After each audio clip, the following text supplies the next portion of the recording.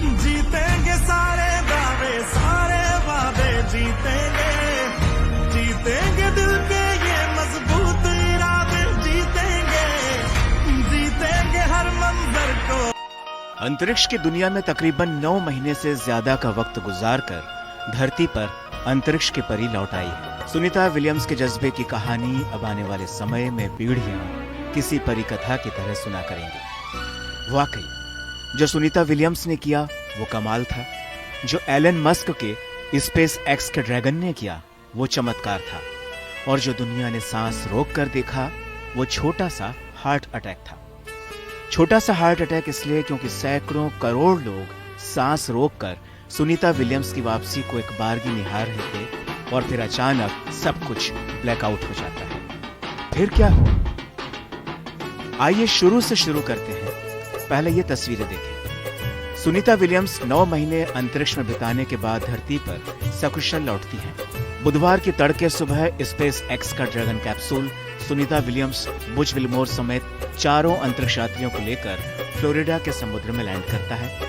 Sunita Williams और Butch Wilmore तकरीबन 286 दिन यानी करीब 9 महीने बाद धरती पर लौटते हैं। इस ऐतिहासिक पल को कैमरे के अलावा एक डॉल्फिन भी अपनी आंखों में कैद करती है। वो वहां ड्रैगन कैप्सूल का वेलकम करने के लिए मौजूद रहती है। इसके बाद वहां पहले से मौजूद सेफ्टी टीम रिकवरी शिप के जरिए एक एक कर 4 अंतरिक्ष यात्रियों को यान से बाहर निकालती है। इस दौरान सबसे पहले क्रू9 मिशन के कैप्टन निक हेग, रूस के अंतरिक्ष यात्री अलेक्जेंडर गोर्बुनोव, सुनीता विलियम्स और आखिर में बुच विल्मर बाहर आते हैं। सुनीता विलियम्स मुस्कुराती हैं और हाथ हिलाकर खुशी का इजहार करती हैं। सुनीता जैसे ही ड्रैगन कैप्सूल से बाहर आती हैं तो उन्हें सीधे स्ट्रेचर पर बिठाया जाता है। मेडिकल इमरजेंसी की वजह से ऐसा किया जाता है। दरअसल सुनीता 9 महीने के बाद धरती की ग्रेविटी को महसूस करती हैं और इस वजह से वो अपने पैरों से संतुलन नहीं बना पाती हैं।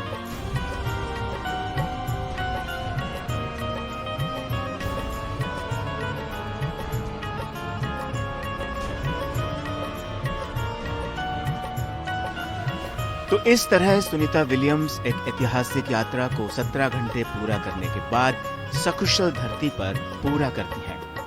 मीटर्स का आप समझिए कि फासला होगा और उसके बाद ये जो कैप्सूल आप देख पा रहे हैं, ये जो आप पैराशूट आप देख पा रहे हैं, उसके बाद आप उन तस्वीरों को भी देखेंगे जब जो एवोकेट करने की टीम वहां पर पहुंची हुई है। हम आपको भी उन्होंने अवसर में बदला, वहां पर उन्होंने तमाम चीजें सीखी होंगी, उन्होंने वहां पर तमाम शो जो है वो किए होंगे, उन्होंने कई सारे रिकॉर्ड्स अपने नाम किए हैं, उन्होंने कई घंटों तक स्पेस वॉक किया है, उन्होंने एक रिकॉर्ड जो है वो बनाया है जिसका जिक्र हम आपको बता रहे हैं और दिखा भी रहे। इन तस्वीरों को आप देखिए और समझिए, यही वो सुखद तस्वीर है। ये कैप्सूल के अंदर की तस्वीर आप देखिए, वो मुस्कान जो है अंदर बैठे एस्ट्रोनॉट्स के चेहरे पर भी देखने को मिल रही है। ये तस्वीरें ये बयां कर रही है कि जो इंतजार वो कर रहे थे, जो मेहनत उन्होंने की थी, आखिर वो सफल हो गई है। बात करते हैं उस खतरे की, उस चुनौती की जिसने 22 साल पहले दुनिया का दिल तोड़ा था। वो वक्त था जब कल्पना चावला भी इसी तरह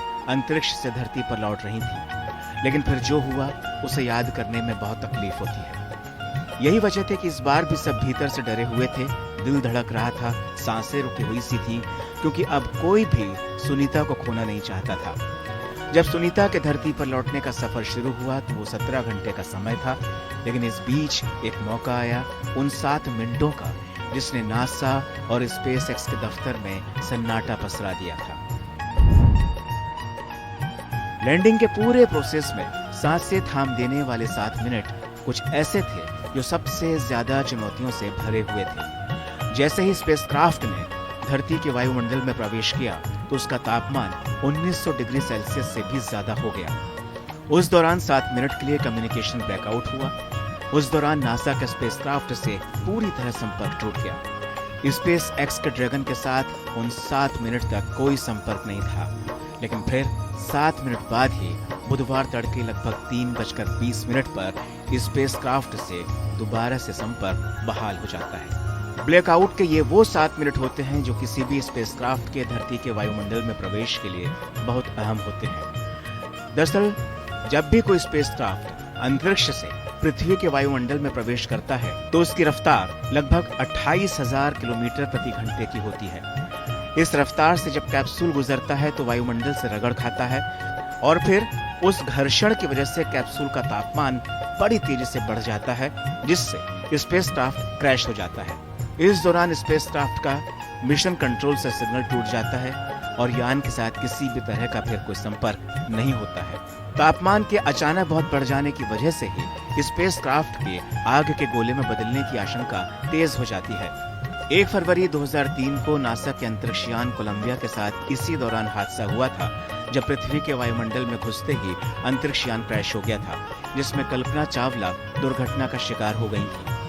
यही वजह है कि धरती में प्रवेश के समय ये 7 मिनट किसी भी स्पेसक्राफ्ट के लिए बहुत महत्वपूर्ण होते हैं। इस दौरान नासा का स्पेसक्राफ्ट से संपर्क नहीं